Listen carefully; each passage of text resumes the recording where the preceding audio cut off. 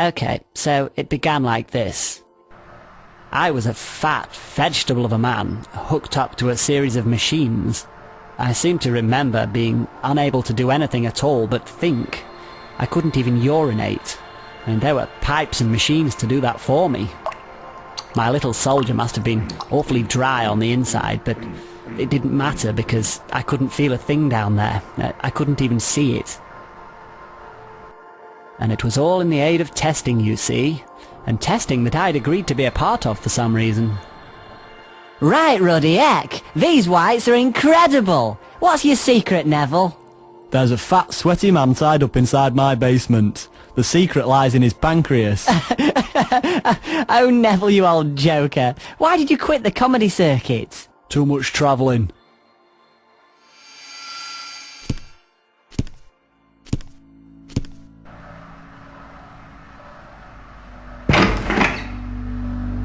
I need to make a small adjustment.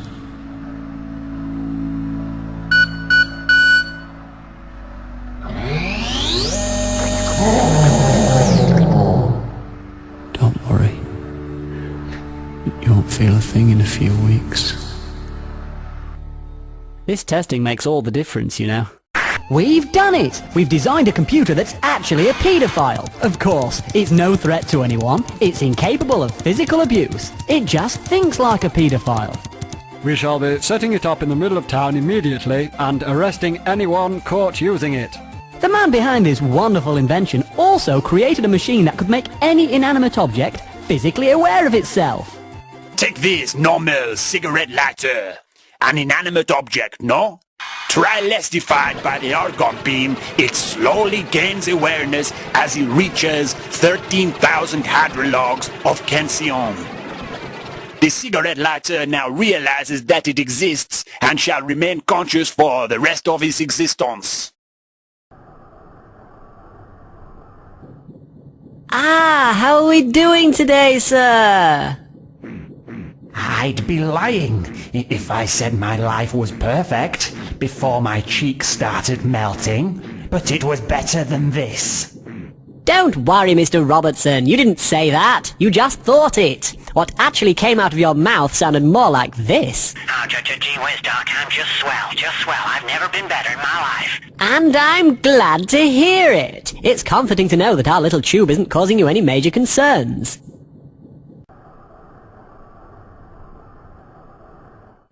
You alright? How are you feeling?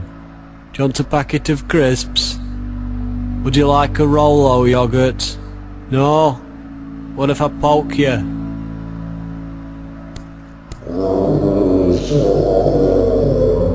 What was that? Orphan? Did you say orphan? I'll write that down on this blackboard.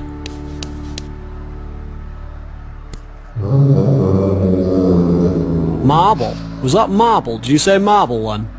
I'll write that down. Paying? Who's paying? Wait a minute, you're paying the orphan in marbles? Is that what you're trying to say? They deserve better than that. Would you like a whisper gold? Now I must ask, has anyone here ever smoked a car, like one would normally smoke a cigarette? I don't think that's possible. I think you could if you crushed it up a little bit. It'll be a wee bit harsh on the lungs though, wouldn't it? It would. That is the issue. And ladies and gentlemen, today I intend to come up with a solution. You silly people. Are you talking to us? Yes, all of you. Why are we silly? We've been a great audience. We've clapped and cheered. Don't be so bloody ungrateful. None of you are scientists, which makes you all silly. Hey, that's not fair. You take that back. No, I shan't take it back. Why would a man of science turn against his audience like that? This question sparked a thought inside my head. If I were to press down hard on the left side of my hip bone, would I shrink in size? And would the right side of my hip bone reverse the effect?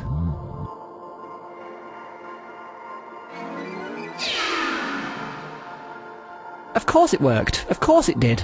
The funny thing is, I've had this ability my whole life, but I've only just thought to use it. Red Wrangler! My favourite toy racer! I thought this day would never arrive. I'm small enough to take a ride. My childhood dreams have all erupted. That this is everything I could have ever hoped for and more. I want to go in the glove compartment. Oh, Shuffles, that was a tad too far. Well, there's no going back now. I went down further and further until I came across a forest of floating spongy balls. I felt as if I was standing on my own planet at one point. Maybe a new home awaited me inside one of these spongy balls. Yep, I'm going in.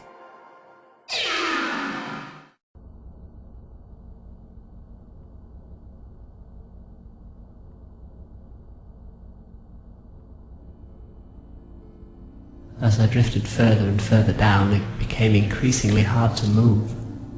All I could see when I closed my eyes was a faint, glowing yellow hoop, slowly approaching me. If I kept my mind on it, I could drift all the way through the middle of the hoop, without losing my concentration. This really felt like an achievement to me. In my mind, I built myself an imaginary trophy cabinet, and awarded myself a small keepsake for each time I drifted through the circlet. Well done, I thought. Well done indeed.